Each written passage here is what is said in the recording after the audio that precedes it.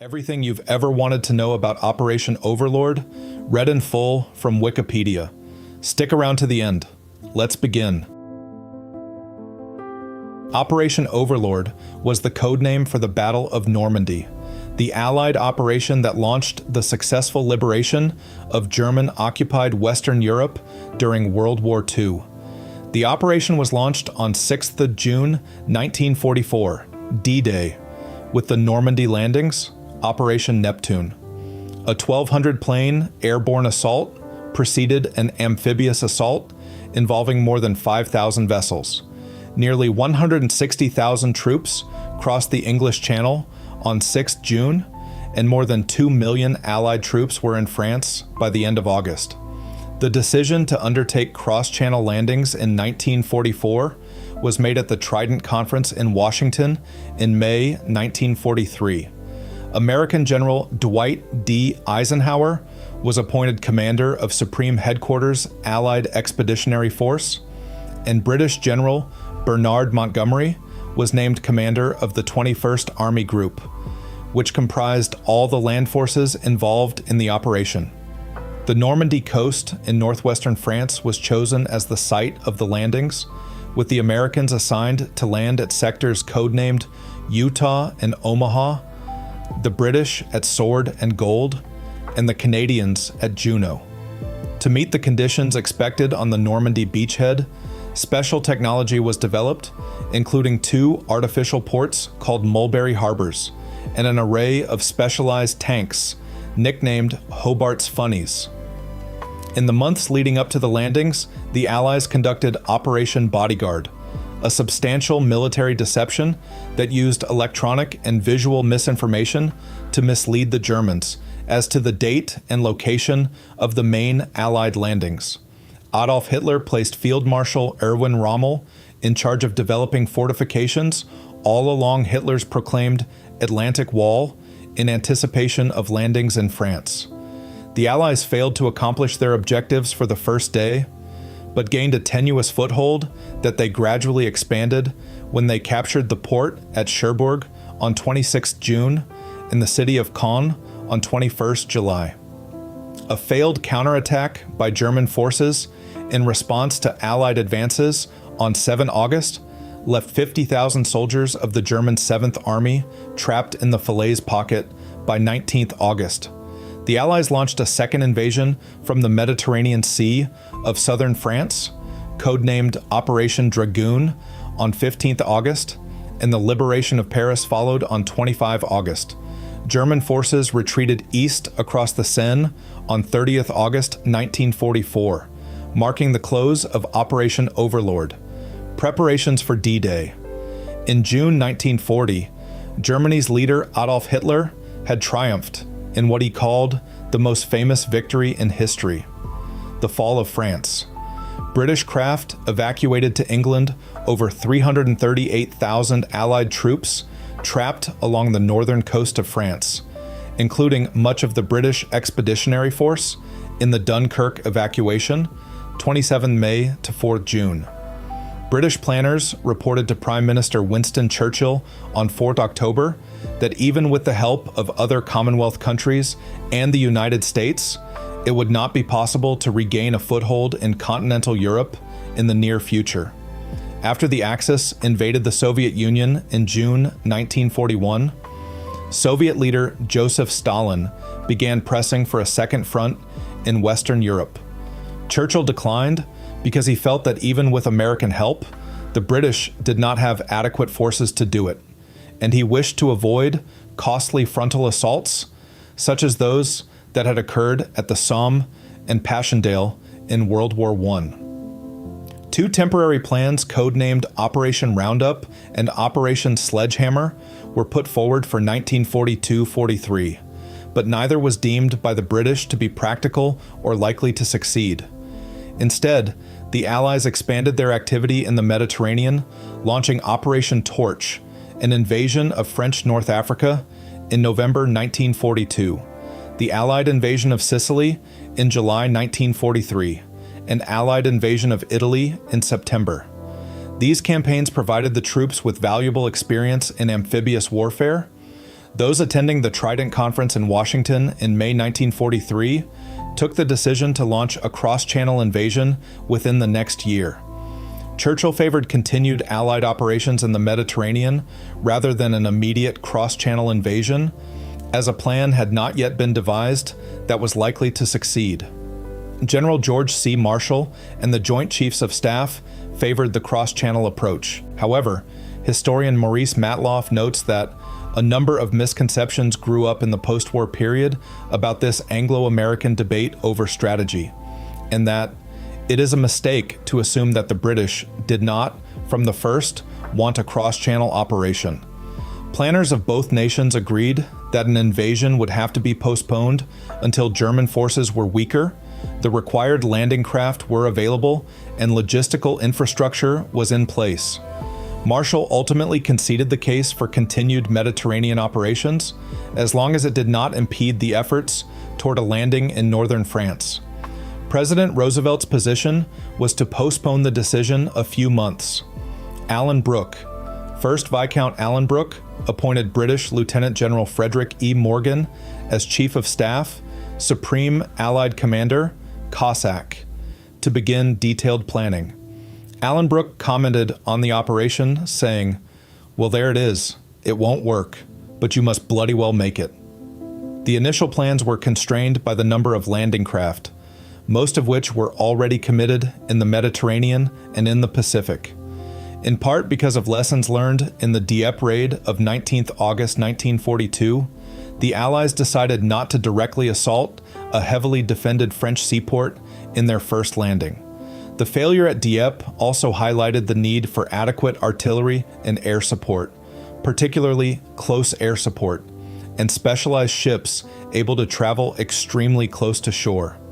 The short operating range of British aircraft, such as the Supermarine Spitfire and Hawker Typhoon, greatly limited the number of potential landing sites, as comprehensive air support depended upon having planes overhead for as long as possible. Morgan considered 4 sites for the landings: Brittany, the Cotentin Peninsula, Normandy, and the Pas de Calais. As Brittany and Cotentin are peninsulas, the Germans could have cut off the Allied advance at a relatively narrow isthmus, so these sites were rejected.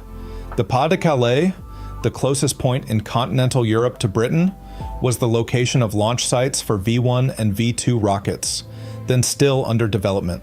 The Germans regarded it as the most likely initial landing zone and accordingly made it the most heavily fortified region. However, it offered the Allies few opportunities for expansion as the area is bounded by numerous rivers and canals. On the other hand, landings on a broad front in Normandy would permit simultaneous threats against the port of Cherbourg, coastal ports further west in Brittany, and an overland attack towards Paris and eventually into Germany. The Allies therefore chose Normandy as the landing site. The most serious drawback of the Normandy coast, the lack of port facilities, would be overcome through the development and deployment of artificial harbors. The Cossack staff planned to begin the invasion on 1st May 1944. The initial draft of the plan was accepted at the Quebec Conference in August 1943. General Dwight D. Eisenhower was appointed commander of Supreme Headquarters, Allied Expeditionary Force, SHAEF. General Bernard Montgomery was named commander of the 21st Army Group, which comprised all of the land forces involved in the invasion. On 31st December 1943, Eisenhower and Montgomery first saw the Cossack Plan, which proposed amphibious landings by 3 divisions, with 2 more divisions in support. The 2 generals immediately insisted on expanding the scale of the initial invasion to 5 divisions, with airborne descents by 3 additional divisions, to allow operations on a wider front and to speed up the capture of the port at Cherbourg. This significant expansion required the acquisition of additional landing craft, which caused the invasion to be delayed by a month until June 1944. Eventually, the Allies committed 39 divisions to the Battle of Normandy, 22 American, 12 British, 3 Canadian, 1 Polish, and 1 French, totaling over 1 million troops. Allied invasion plan. Overlord, was the name assigned to the establishment of a large-scale lodgment on the continent. The first phase, the amphibious invasion and establishment of a secure foothold, was codenamed Operation Neptune and is often referred to as D-Day. To gain the required air superiority needed to ensure a successful invasion, the Allies launched a strategic bombing campaign, codenamed Point Blank, to target German aircraft production, fuel supplies, and airfields. Under the transport plan, communications infrastructure and road and rail links were bombed to cut off the north of France and to make it more difficult to bring up reinforcements. These attacks were widespread so as to avoid revealing the exact location of the invasion. Elaborate deceptions were planned to prevent the Germans from determining the timing and location of the invasion. The coastline of Normandy was divided into 17 sectors, with code names using a spelling alphabet, from Abel, west of Omaha, to Roger on the east flank of Sword. 8 further sectors were added when the invasion was extended to include Utah on the Cottonton Peninsula. Sectors were further subdivided into beaches, identified by the colors green, red, and white. Allied planners envisaged preceding the seaborne landings with airborne drops. Near Caen, on the eastern flank, to secure the Orne River bridges, and north of Carentan on the western flank. The initial goal was to capture Carentan, Isigny, Bayeux, and Caen. The Americans, assigned to land at Utah and Omaha, were to cut off the Cottonton Peninsula and capture the port facilities at Cherbourg. The British at Sword and Gold and the Canadians at Juno were to capture Caen and form a front line from Caumont-Levante to the southeast of Caen in order to protect the American flank, while establishing airfields near Caen. Possession of Caen and its surroundings would give the Anglo-Canadian forces a suitable staging area for a push south to capture the town of Falaise. A secure lodgment would be established in an attempt made to hold all territory captured north of the Avranches Falaise line during the first 3 weeks. The Allied armies would then swing left to advance towards the River Seine. The invasion fleet, led by Admiral Sir Bertram Ramsay, was split into the Western Naval Task Force under Admiral Alan Kirk, supporting the American sectors, and the Eastern Naval Task Force under Admiral Sir Philip Vian in the British and Canadian sectors. The American forces of the First Army, led by Lieutenant General Omar Bradley, comprised 7 Corps, Utah, and V Corps, Omaha. On the British side, Lieutenant General Miles Dempsey commanded the Second Army, under which XXX Corps was assigned to Gold and I Corps to Juno and Sword. Land forces were under the command of Montgomery, and Air Command was assigned to Air Chief Marshal Sir Trafford Lee Mallory. The 1st Canadian Army included personnel and units from Poland, Belgium, and the Netherlands. Other Allied nations participated. Reconnaissance. The Allied Expeditionary Air Force flew over 3,200 photo reconnaissance sorties from April 1944 until 6th June 1944.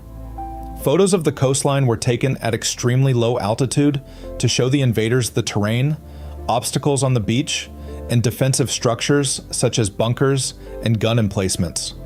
To conceal the location of the invasion, sorties were flown along all European coastline. Inland terrain, bridges, troop emplacements, and buildings were also photographed, in many cases from several angles. Members of combined operations pilotage parties clandestinely prepared detailed harbor maps, including depth soundings. An appeal for holiday pictures and postcards of Europe, announced on the BBC, produced over 10 million items, some of which proved useful. The French resistance provided details on Axis troop movements and on construction techniques used by the Germans for bunkers and other defensive installations.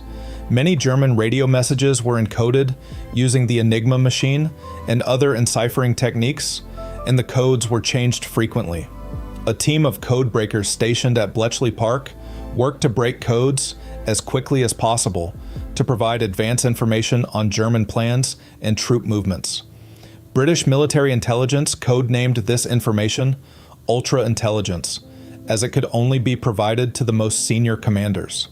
The Enigma code, used by Field Marshal Gerd von Rundstedt, Oberbefehlshaber West, Supreme Commander West, OB West, Commander of the Western Front, was broken by the end of March.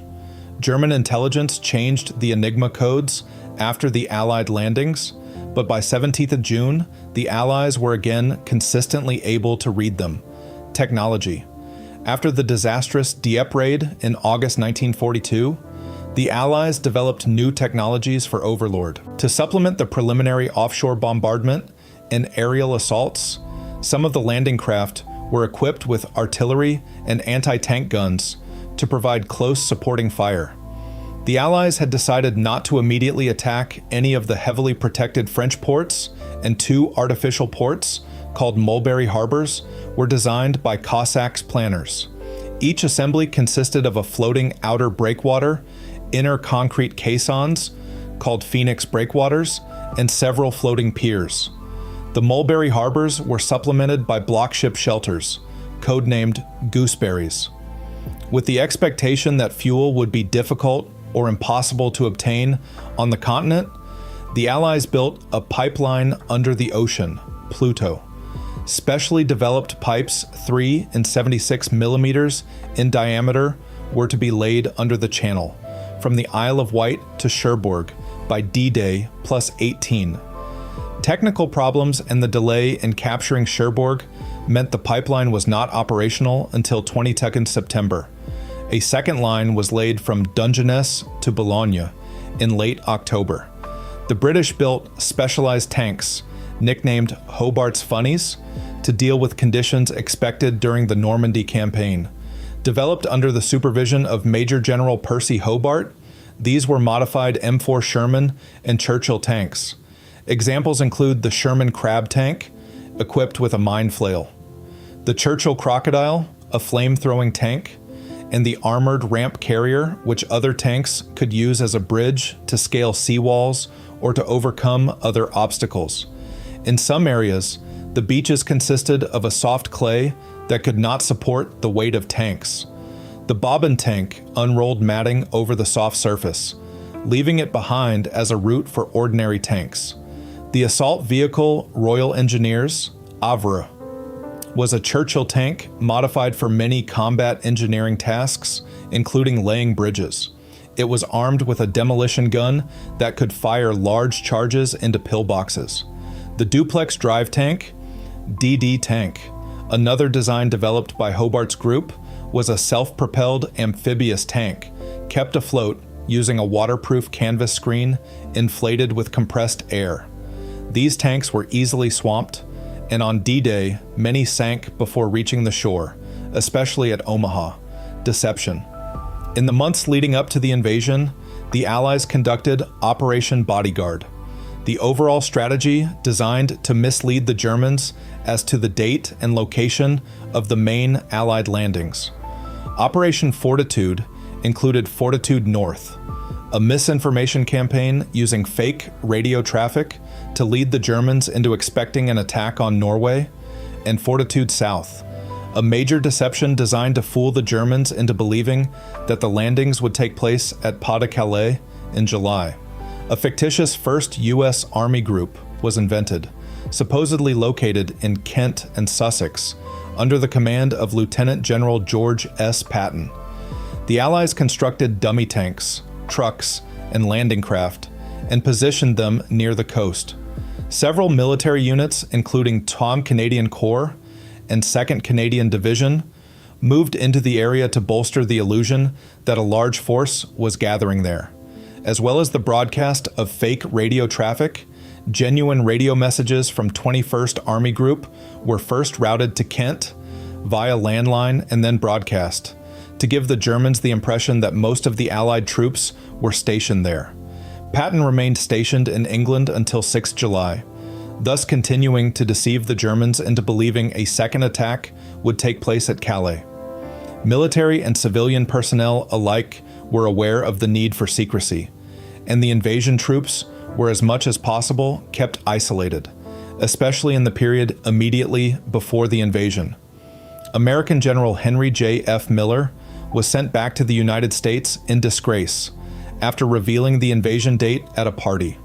The Germans thought they had an extensive network of spies operating in the UK, but in fact all their agents had been captured, and some had become double agents working for the Allies as part of the double-cross system. The double agent Juan Pujol Garcia, a Spanish opponent of the Nazis known by the codename Garbo, developed over the 2 years leading up to D-Day a fake network of informants that the Germans believed were collecting intelligence on their behalf. In the months preceding D-Day, Pujol sent hundreds of messages to his superiors in Madrid, messages specially prepared by the British intelligence service to convince the Germans that the attack would come in July at Calais. Many of the German radar stations on the French coast were destroyed by the RAF in preparation for the landings. On the night before the invasion, in Operation Taxable, 617 Squadron, the famous Dam Busters, dropped strips of window, metal foil that German radar operators interpreted as a naval convoy approaching Cap d'Antifer, about 80 kilometers, 50 miles, from the actual D-Day landings. The illusion was bolstered by a group of small vessels towing barrage balloons. Number 218. Squadron RAF also dropped window near Boulogne-sur-Mer in Operation Glimmer. On the same night, a small group of Special Air Service SAS operators deployed dummy paratroopers over Le Havre and Isigny. These dummies led the Germans to believe an additional airborne assault had occurred, rehearsals, and security. Training exercises for the Overlord landings took place as early as July 1943. As the nearby beach resembled the planned Normandy landing site, the town of Slapton in Devon was evacuated in December 1943 and taken over by the armed forces as a site for training exercises that included the use of landing craft and the management of beach obstacles. A friendly fire incident there on 27th of April 1944 resulted in as many as 450 deaths. The following day, an additional estimated 749 American soldiers and sailors died when German torpedo boats surprised members of Assault Force U conducting Exercise Tiger. Exercises with landing craft and live ammunition also took place at the Combined Training Center in Inverarray in Scotland. Naval exercises took place in Northern Ireland, and medical teams in London and elsewhere rehearsed how they would handle the expected waves of casualties. Paratroopers conducted exercises, including a huge demonstration drop on 23 March 1944, observed by Churchill, Eisenhower, and other top officials. Allied planners considered tactical surprise to be a necessary element of the plan for the landings. Information on the exact date and location of the landings was provided only to the topmost levels of the armed forces. Men were sealed into their marshalling areas at the end of May, with no further communication with the outside world. Troops were briefed using maps that were correct in every detail except for the place names, and most were not told their actual destination until they were already at sea. A news blackout in Britain increased the effectiveness of the deception operations. Travel to and from the Republic of Ireland was banned, and movement within several kilometers of the coast of England restricted. Weather forecasting. The invasion planners specified a set of conditions regarding the timing of the invasion, deeming only a few days in each month suitable.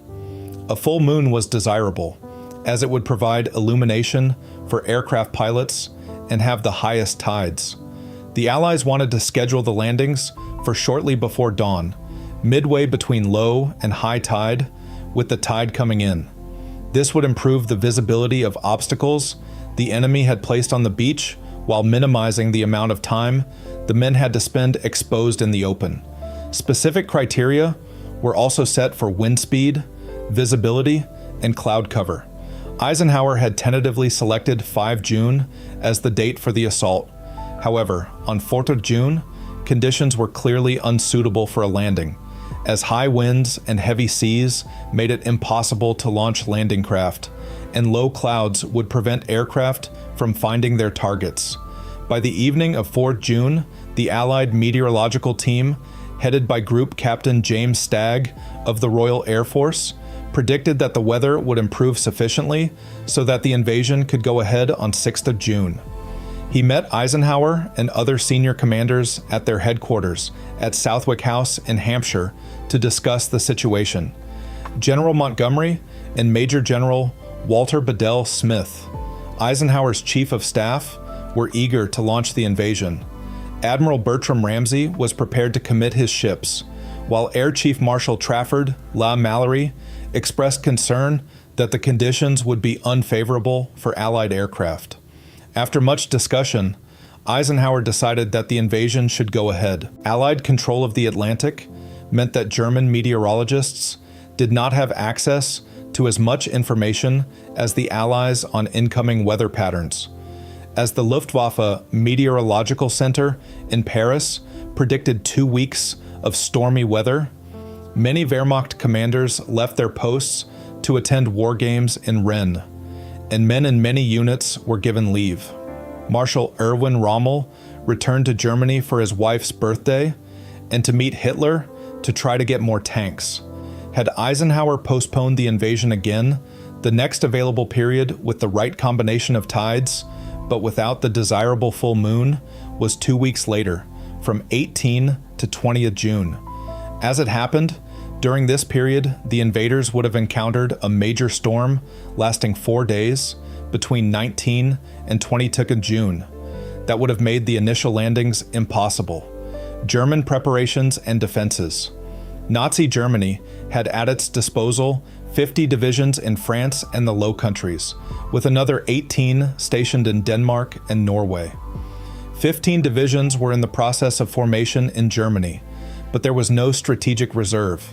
The Calais region was defended by the 15th Army under General Oberst, Colonel General Hans von Salmuth, and Normandy by the 7th Army commanded by General Oberst Friedrich Dollmann. Combat losses throughout the war, particularly on the Eastern Front, meant the Germans no longer had a pool of able young men from which to draw. German soldiers were now on average 6 years older than their Allied counterparts.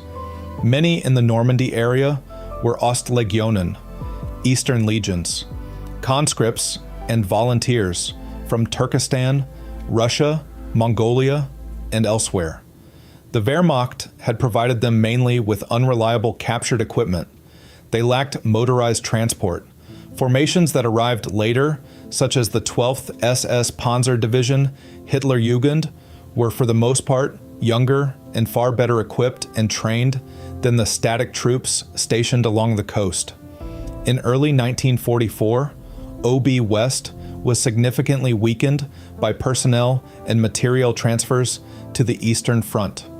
During the Soviet Dnieper-Carpathian Offensive, 24th December 1943, 17th April 1944, the German High Command was forced to transfer the entire 2 SS Panzer Corps from France, consisting of the 9th and 10th SS Panzer Divisions, as well as the 349th Infantry Division, 507th Heavy Panzer Battalion, and the 311th and 322nd Stu-G Assault Gun Brigades.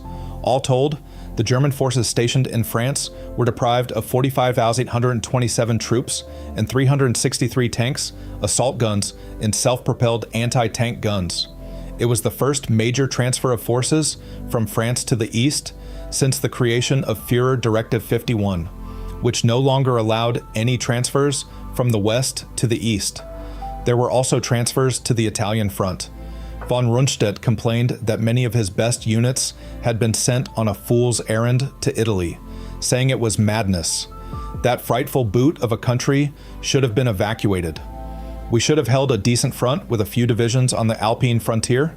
The 1st SS Panzer Division, Leibstandarte, SS Adolf Hitler, 9th, 11th, 19th, and 116th, panzer divisions, alongside the 2nd SS Panzer Division Das Reich, had only arrived in March-May 1944 to France for extensive refit after being badly damaged during the Dnieper-Carpathian offensive. 7 of the 11 Panzer or Panzer Grenadier divisions stationed in France were still not fully operational or only partially mobile in early June 1944. Atlantic Wall. Alarmed by the raids on Saint-Nazaire and Dieppe in 1942, Hitler ordered the construction of fortifications all along the Atlantic coast, from Spain to Norway, to protect against an expected Allied invasion.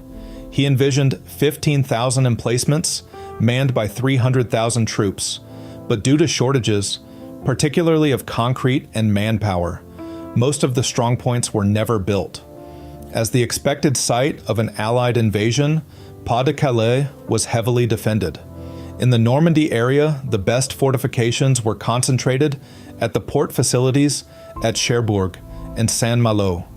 A report by Rundstedt to Hitler in October 1943 regarding the weak defenses in France led to the appointment of Rommel to oversee the construction of further fortifications along the expected invasion front, which stretched from the Netherlands to Cherbourg. Rommel was given command of the newly reformed Army Group B, which included the 7th Army, the 15th Army, and the forces guarding the Netherlands. Nazi Germany's tangled command structure made it difficult for Rommel to achieve his task. He was not allowed to give orders to the organization Tott, which was commanded by Armaments Minister Albert Speer. So in some places, he had to assign soldiers to do construction work. Rommel believed that the Normandy coast could be a possible landing point for the invasion, so he ordered the construction of extensive defensive works along that shore. In addition to concrete gun emplacements at strategic points along the coast, he ordered wooden stakes, metal tripods, mines, and large anti-tank obstacles to be placed on the beach to delay the approach of landing craft and to impede the movement of tanks.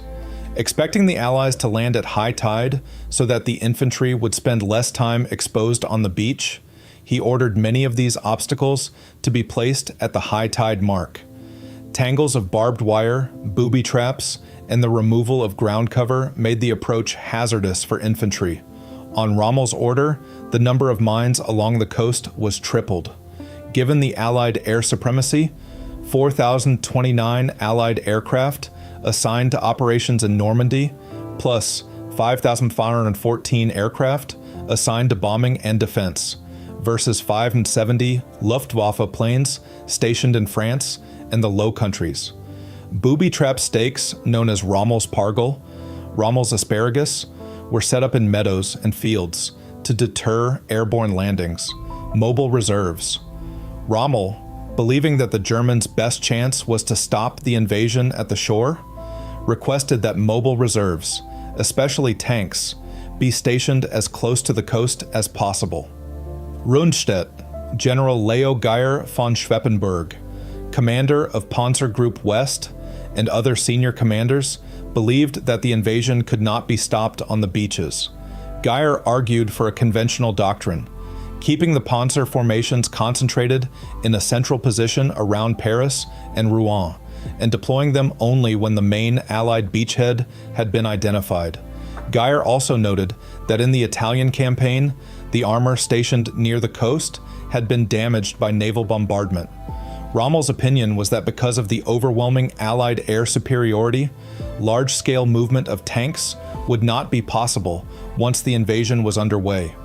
Hitler made the final decision. He left 3 divisions under Geyer's command and gave Rommel operational control of 3 tank divisions as reserves.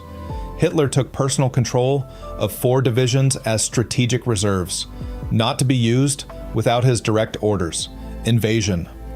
You are about to embark upon the Great Crusade, toward which we have striven these many months. The eyes of the world are upon you. The hopes and prayers of liberty-loving people everywhere march with you. In company with our brave allies and brothers in arms on other fronts, you will bring about the destruction of the German war machine, the elimination of Nazi tyranny over the oppressed peoples of Europe, and security for ourselves in a free world. By May 1944, 1.5 million American troops had arrived in the United Kingdom. Most were housed in temporary camps in the southwest of England, ready to move across the Channel to the western section of the landing zone. British and Canadian troops were billeted in accommodation further east, spread from Southampton to New Haven, and even on the east coast for men who would be coming across in later waves. A complex system called movement control assured that the men and vehicles left on schedule from 20 departure points. Some men had to board their craft nearly a week before departure.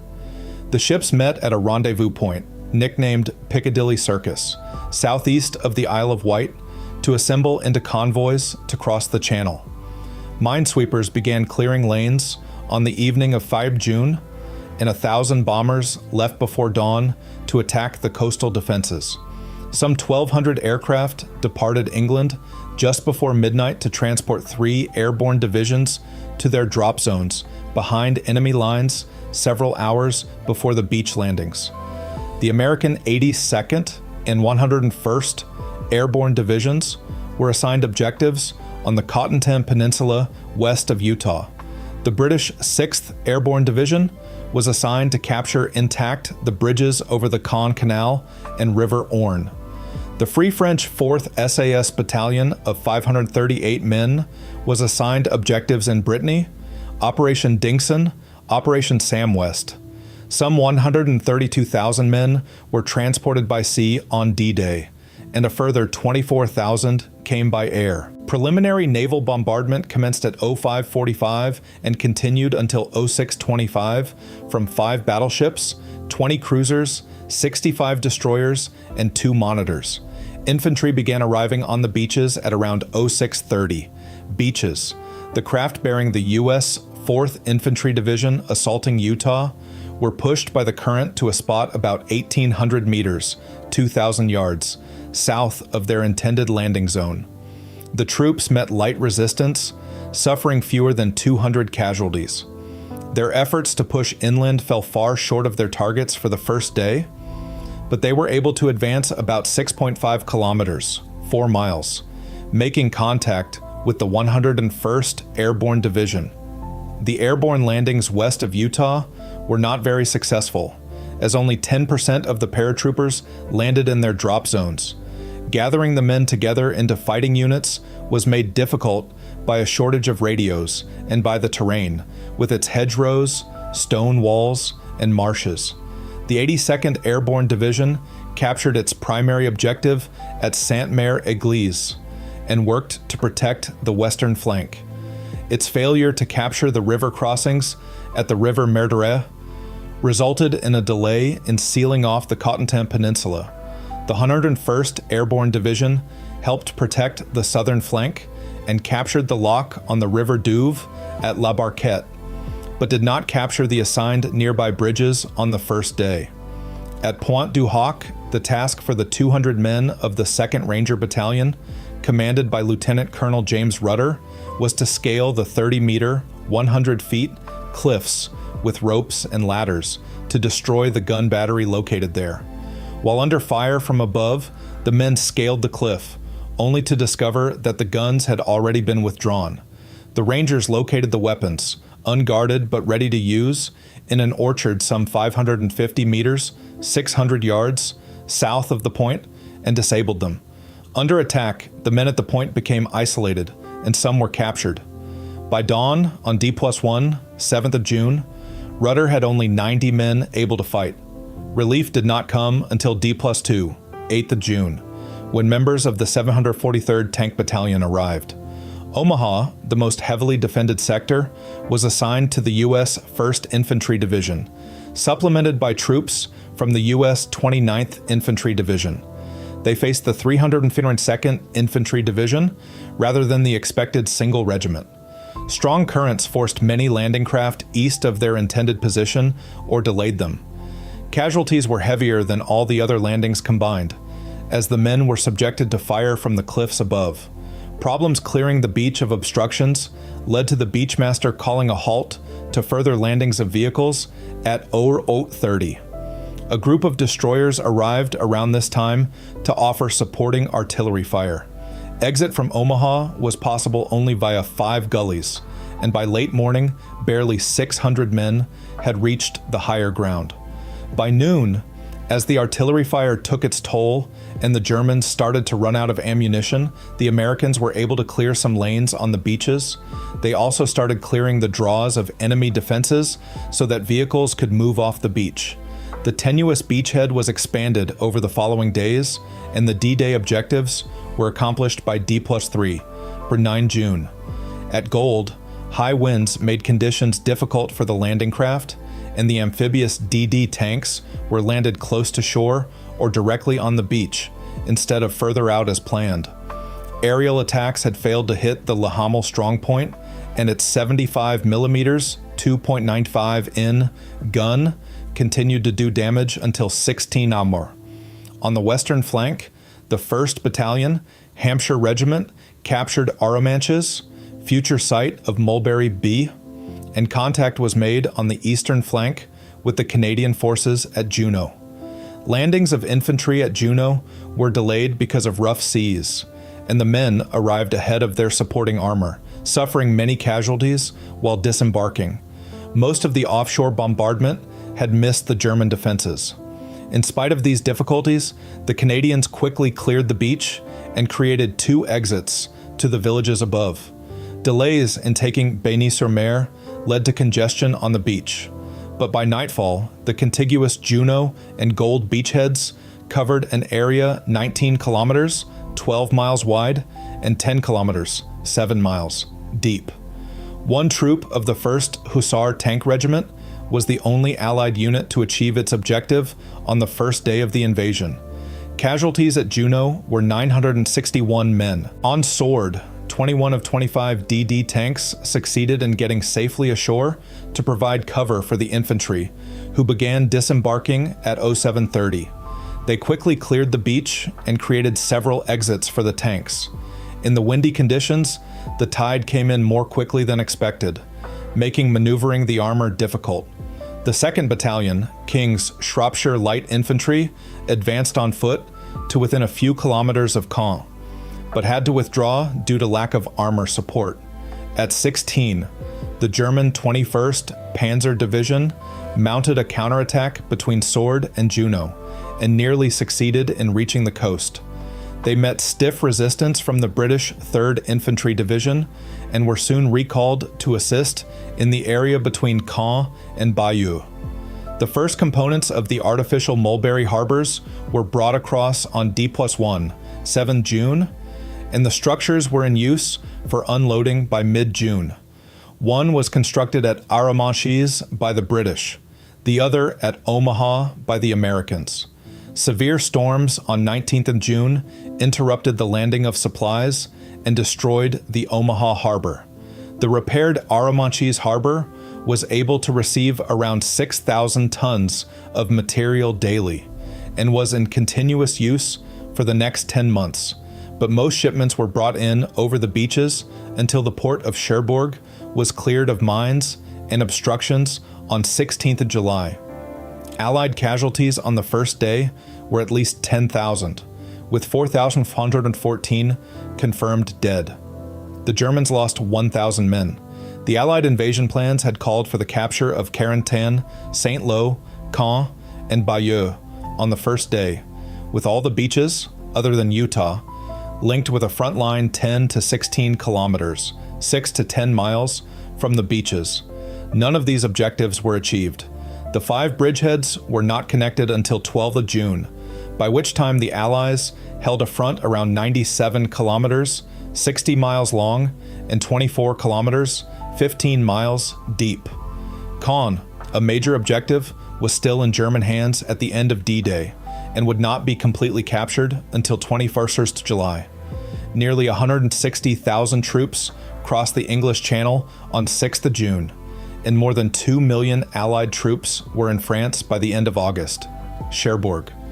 In the western part of the lodgment, U.S. troops were to occupy the Cotentin Peninsula, especially Cherbourg, which would provide the Allies with a deep water harbor. The terrain behind Utah and Omaha was characterized by bocage, with thorny hedgerows on embankments, 0.9 to 1.2 meters, 3 to 4 feet high, with a ditch on either side. Many areas were additionally protected by rifle pits and machine gun emplacements. Most of the roads were too narrow for tanks.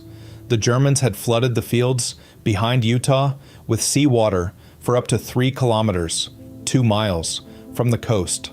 German forces on the peninsula included the 91st Infantry Division and the 243rd and 709th Static Infantry Divisions. By D+3, the Allied commanders realized that Cherbourg would not quickly be taken and decided to cut off the peninsula to prevent any further reinforcements from being brought in. After failed attempts by the inexperienced 90th Infantry Division, Major General J. Lawton Collins, the 7 Corps commander, assigned the veteran 9th Infantry Division to the task. They reached the west coast of the Cotentin on 17th of June, cutting off Cherbourg. The 9th Division, joined by the 4th and 79th Infantry Divisions, took control of the peninsula in fierce fighting from 19th of June. Cherbourg was captured on 26th June. By this time, the Germans had destroyed the port facilities, which were not brought back into full operation until September. Combat. Fighting in the Caen area versus the 21st Panzer. The 12th SS Panzer Division, Hitlerjugend, and other units soon reached a stalemate. During Operation Perch, XXX Corps attempted to advance south towards Montpinçon, but soon abandoned the direct approach in favor of a pincer attack to encircle Caen. XXX Corps made a flanking move from Tilly-sur-Seulles towards Villers-Bocage with part of the 7th Armored Division, while I Corps tried to pass Caen to the east. The attack by Wemper Corps was quickly halted, and XXX Corps briefly captured Villers-Bocage. Advanced elements of the British force were ambushed, initiating a day-long Battle of Villers-Bocage and then the Battle of the Box. The British were forced to withdraw to Tilly-sur-Seulles. After a delay because of storms from 17 to 23rd June, Operation Epsom began on 26 June, an attempt by 8 Corps to swing around and attack Caen from the southwest and establish a bridgehead south of the Odon. Although the operation failed its objectives, the Germans suffered many tank losses after committing every available panzer unit to the operation. Rundstedt was dismissed on 1st July and replaced as OB West by Field Marshal Günther von Kluge after remarking that the war was now lost. The northern suburbs of Caen were bombed on the evening of 7 July and then occupied north of the River Orne in Operation Charnwood on 8-9 July. Operation Atlantic and Operation Goodwood captured the rest of Caen and the high ground to the south from 18 to 21st July, by which time the city was nearly destroyed. Hitler survived an assassination attempt on 20th of July, Breakout from the beachhead. After securing territory in the Cotentin Peninsula south as far as Saint-Lô, the U.S. First Army launched Operation Cobra on 25 July and advanced further south to Avranches by 1st August. The British launched Operation Bluecoat on 30 July to secure Vire in the high ground of Montpinçon. Lieutenant General Patton's U.S. Third Army, activated on 1st August, quickly took most of Brittany and territory as far south as the Loire, while the First Army maintained pressure eastward toward Le Mans to protect their flank. By 3rd August, Patton and the Third Army were able to leave a small force in Brittany and drive eastward towards the main concentration of German forces south of Caen. Over Kluge's objections, on 4 August, Hitler ordered a counter-offensive, Operation Luttich, from Vire towards Avranches, while the 2nd Canadian Corps pushed south from Caen toward Falaise in Operation Totalis on 8th August. Bradley and Montgomery realized that there was an opportunity for the bulk of the German forces to be trapped at Falaise. The Third Army continued the encirclement from the south, reaching Alençon on 11th August. Although Hitler continued to insist until 14th August that his forces should counterattack, Klug and his officers began planning a retreat eastward. The German forces were severely hampered by Hitler's insistence on making all major decisions himself, which left his forces without orders for periods as long as 24 hours, while information was sent back and forth to the Führer's residence at Obersalzberg in Bavaria. On the evening of 12th August, Patton asked Bradley if his forces should continue northward to close the gap and encircle the German forces. Bradley refused, because Montgomery had already assigned the 1st Canadian Army to take the territory from the north. The Canadians met heavy resistance and captured Falaise on 16th August. The gap was closed on 21st August, trapping 50,000 German troops, but more than a third of the German 7th Army, and the remnants of 9 of the 11 Panzer divisions had escaped to the east. Montgomery's decision-making regarding the Falaise Gap was criticized at the time by American commanders, especially Patton, although Bradley was more sympathetic and believed Patton would not have been able to close the gap. The issue has been the subject of much discussion among historians, criticism being leveled at American, British, and Canadian forces. Hitler relieved Kluge of his command of OB West on 15th August and replaced him with Field Marshal Walter Model. Kluge committed suicide on 19th August after Hitler became aware of his involvement in the 20 July plot. An invasion in southern France, Operation Dragoon, was launched on 15th August. The French resistance in Paris rose against the Germans on 19th August. Eisenhower initially wanted to bypass the city to pursue other targets, but amid reports that the citizens were going hungry and Hitler's stated intention to destroy it, de Gaulle insisted that it should be taken immediately. French forces of the 2nd Armored Division, under General Philippe Leclerc, arrived from the west on 24th August, while the U.S. 4th Infantry Division pressed up from the south. Scattered fighting continued throughout the night, and by the morning of 25 August, Paris was liberated. Operations continued in the British and Canadian sectors until the end of the month. On 25 August, the U.S. 2nd Armored Division fought its way into Elbeuf, making contact with British and Canadian armored divisions. The 2nd Canadian Infantry Division advanced into the Forêt de la Lande on the morning of 27th August. The area was strongly held.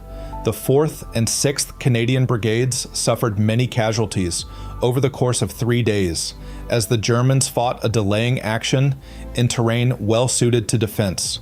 The Germans pulled back on 29th August, withdrawing over the Seine the next day. On the afternoon of 30th August, the 3rd Canadian Infantry Division crossed the Seine near Elbeuf and entered Rouen to a jubilant welcome. Campaign close. Eisenhower took direct command of all Allied ground forces on 1st September. Concerned about German counterattacks and the limited materiel arriving in France, he decided to continue operations on a broad front, rather than attempting narrow thrusts. The link-up of the Normandy forces with the Allied forces in southern France occurred on 12th September as part of the drive to the Siegfried Line. On 17 September, Montgomery launched Operation Market Garden, an unsuccessful attempt by Anglo-American airborne troops to capture bridges in the Netherlands to allow ground forces to cross the Rhine into Germany. The Allied advance slowed due to German resistance and the lack of supplies, especially fuel. On 16th December, the Germans launched the Ardennes Offensive, also known as the Battle of the Bulge, the last major German offensive of the war on the Western Front. A series of successful Soviet actions began with the Vistula-Oder Offensive on 12th January. Hitler committed suicide on 30th April as Soviet troops neared his Führer bunker in Berlin, and Germany surrendered on 7th May 1945. The Normandy landings were the largest seaborne invasion in history, with nearly 5,000 landing and assault craft, 289 escort vessels, and 277 minesweepers. The opening of another front in Western Europe was a tremendous psychological blow for Germany's military, who feared a repetition of the two-front war of World War I. The Normandy landings also heralded the start of the race for Europe between the Soviet forces and the Western powers, which some historians consider to be the start of the Cold War. Victory in Normandy stemmed from several factors. German preparations along the Atlantic Wall were only partially finished. Shortly before D-Day, Rommel reported that construction was only 18% complete in some areas as resources were diverted elsewhere. The deceptions undertaken in Operation Fortitude were successful, leaving the Germans obliged to defend a huge stretch of coastline. The Allies achieved and maintained air superiority, which meant that the Germans were unable to make observations of the preparations underway in Britain and were unable to interfere via bomber attacks. Transport infrastructure in France was severely disrupted by Allied bombers and the French resistance, making it difficult for the Germans to bring up reinforcements and supplies. Much of the opening artillery barrage was off-target or not concentrated enough to have any impact, but the specialized armor worked well except on Omaha, providing close artillery support for the troops as they disembarked onto the beaches.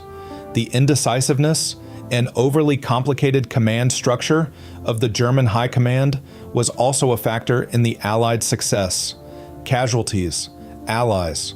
From D-Day to 21 August, the Allies landed 2,299 men in northern France. The cost of the Normandy campaign was high for both sides. Between 6th of June and the end of August, the American army suffered 124,394 casualties, of whom 20,668 were killed and 10,128 were missing. Casualties within the 1st Canadian and 2nd British armies are placed at 83,045, 15,995 killed, 57,996 wounded, and 9,054 missing. Of these, Canadian losses amounted to 18,444, with 5,021 killed in action. 1 in 7 Canadian soldiers killed between 6 to 11 June were killed after surrendering, in a series of executions that would be named the Normandy Massacres. The Allied air forces, having flown 317 sorties in support of the invasion, lost 401 aircraft and 16,714 airmen, 8,536 members of the USAAF, and 8,178 flying under the command of the RAF. The Free French SAS paratroopers suffered 77 killed, with 197 wounded and missing. Allied tank losses have been estimated at 4,000, with losses split evenly between the American and British Canadian armies. Historians slightly differ on overall casualties during the campaign, with the lowest losses totaling 225,606 and the highest at 226,386.